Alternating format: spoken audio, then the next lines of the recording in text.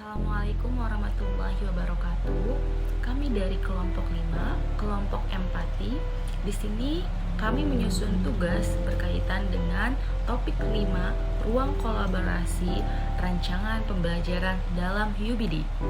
Dosen pengampu kami ialah Bapak Alfiandi Warihandoyo MPD, dan kami selaku penyusun di antaranya saya sendiri Nurizkilah Almoidah dan rekan saya Andri Fitra Hermawan. Kami mahasiswa PPG Prajabatan Gelombang 2 Bimbingan dan Konseling Universitas Sultan Ageng Tirtayasa. Adapun materi pembahasannya itu ada 5. Yang pertama, bagaimana caranya peserta didik dibimbing dalam penilaian diri, evaluasi diri, dan penyesuaian. Lalu yang kedua, bagaimana peserta didik akan terlibat dalam evaluasi diri akhir untuk mengidentifikasi diri, menetapkan tujuan masa depan, dan memiliki semangat belajar. Lalu yang ketiga, bagaimana peserta didik akan dibantu untuk melihat dan apa yang telah mereka pelajari dan apa yang membutuhkan untuk penyempurnaan lebih lanjut. Dan pembahasan yang keempat ialah artikel serta pembahasan yang terakhir mengenai ringkasan penjelasan. Untuk pembahasan yang pertama, di sini saya akan memaparkan terkait dengan introduction-nya terlebih dahulu. Dalam rancangan pembelajaran berbasis kompetensi, UBD memiliki 7 aspek pemahaman peserta didik yang memainkan peran sebagai kuncinya.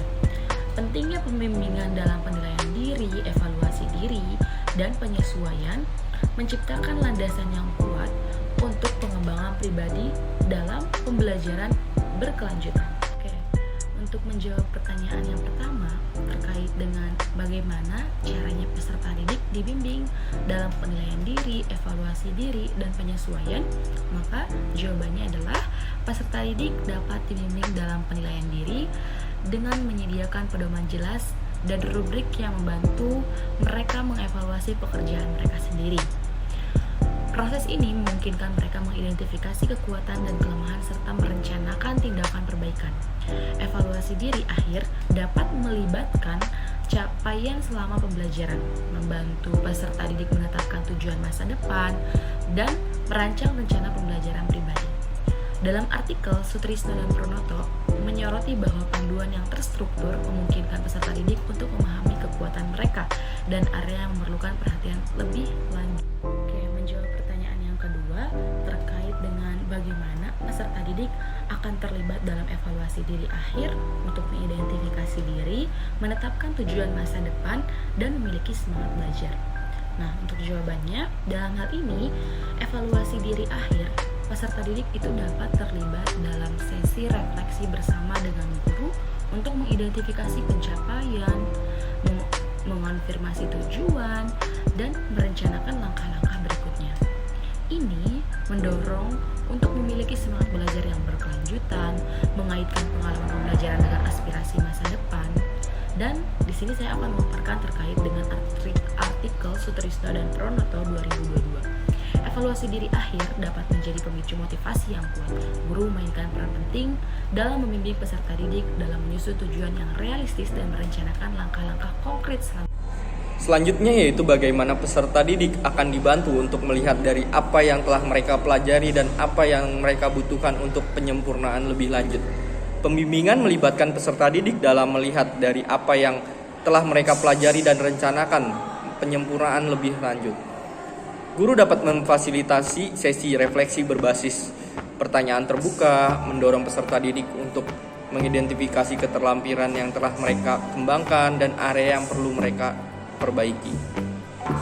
Selanjutnya yaitu artikel berjudul Pembimbingan Penilaian Diri Meningkatkan Kemandirian Peserta Didik yang disusun oleh Sutrisno dan Pranoto tahun 2022 membahas peran pentingnya pendidikan dalam mengembangkan kemandirian peserta didik melalui penilaian diri.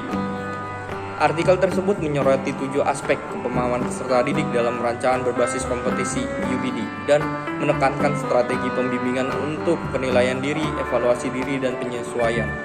Pembimbingan penilaian diri adalah proses integral dalam memastikan peserta didik dalam mengembangkan kemandirian dan pemahaman yang mendalam terhadap kemajuan belajar mereka. Dengan 7 aspek tersebut, pemahaman dalam UBD kita menciptakan dasar-dasar bagi peserta didik untuk mengevaluasi diri mereka. Menurut pendapat kelompok, dalam kelompok kami mendiskusikan pentingnya pembimbingan penilaian diri berdasarkan prinsip-prinsip yang telah diuraikan dalam artikel ini. Setiap anggota sepakat bahwa guru perlu mengadopsi peran fasilitator yang aktif dalam membantu peserta didik menilai diri mereka sendiri.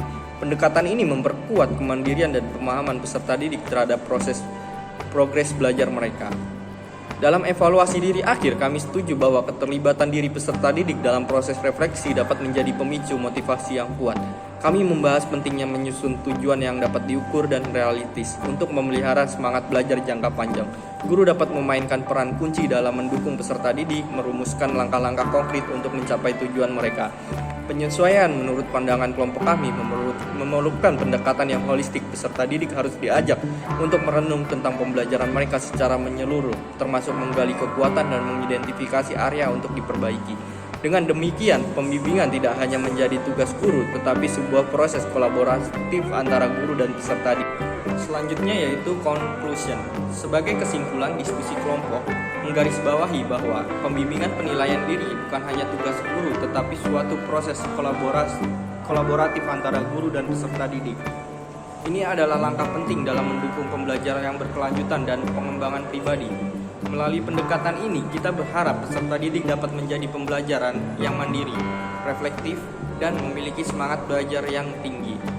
Dalam UBD, pengembangan ini menjadi kunci untuk mencapai pemahaman yang mendalam dan keberhasilan akademis jangka panjang.